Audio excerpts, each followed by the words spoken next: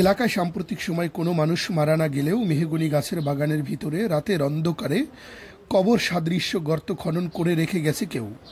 এই দৃশ্য দেখে আতঙ্কিত হয়ে পড়ছে এলাকাবাসী। কবর সাদৃশ্য গর্তটি দেখতে ভিড় করছে উৎসুক জনতা। ঘটনাটি ঘটেছে মঙ্গলবার রাতে মাদারীপুর জেলার শিবচরের ভান্ডারীকান্দি ইউনিয়নের আবু সাইদ মোল্লার মেহগনি গাছের বাগানের ভিতরে। গাছের বাগানটি পার্শ্ববর্তী জেলা শরীয়তপুরের জাজিরা উপজেলার জয়নগর ইউনিয়নের ৯ নং ওয়ার্ডের চর লক্ষ্মীপুর গ্রামে অবস্থিত।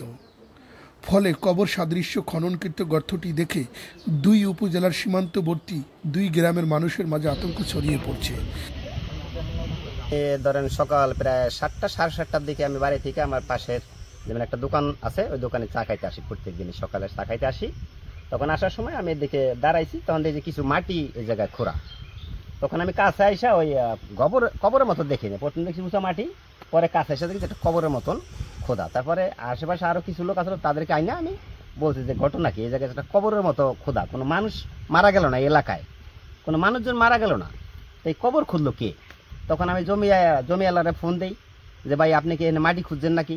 সে বলছে না মাটি খুঁজনি, মাটি তো খুঁজি নেই। পরবর্তীতে সে আইসা আর লোকজন এসে সবাই দেখছি কি কারণে যে কবর খোদা হইলো, মানে এই বিষয় নিয়ে এখন আমাদের মনের ভিতরে একটা আতঙ্ক সৃষ্টি হইতেছে আর কি। বাড়িতে আইসি, শুনলাম এই ঘটনা, ওখানে একটা গর্ত করছে। কোথায়? আবু সাইদ মোল্লার গাছ বাগানে। আসার পরে দেখলাম আরো অনেক লোকজন আছে, 3 গ্রামের লোকজন সবাই চাপছে, পুরুষ মহিলা যারা আছে সবাই চাপছে। তারপর পরে যে দেয় হেই কয় এখানে যে ঘটনাটা ঘটলো কি ব্যাপার? এখন তো একটা দুর্ঘটনা ঘটাইতে পারে মানুষের, নাই তো এই ঘটনা হইতে পারে না। আবার আমাদের দেশে সার দল বলের দেশ, 2টা দল আছে, আমরা এক দল করি, আবার আমাদের বিরুদ্ধে এক দল করে। তাই মনে করলাম বিরোধী দলে কোনো ঘটনা ঘটানোর নিয়ে কোনো পরিবেশ করলো নাকি, মানে এইটা তো আমরা বলতে পারি না। তাই একটা কবরের মতন গদ, ঠিক আছে। তাই মুদ একটা গোর করলে উত্তর দক্ষিণ করে, ঠিক আছে। এটা করছিল পূব পশ্চিম, ঠিক আছে। তা বেশার লোকরা আমরা এলাকায় যারা আছি সবাই একটা আতঙ্কের মধ্যে আছে, ঠিক আছে।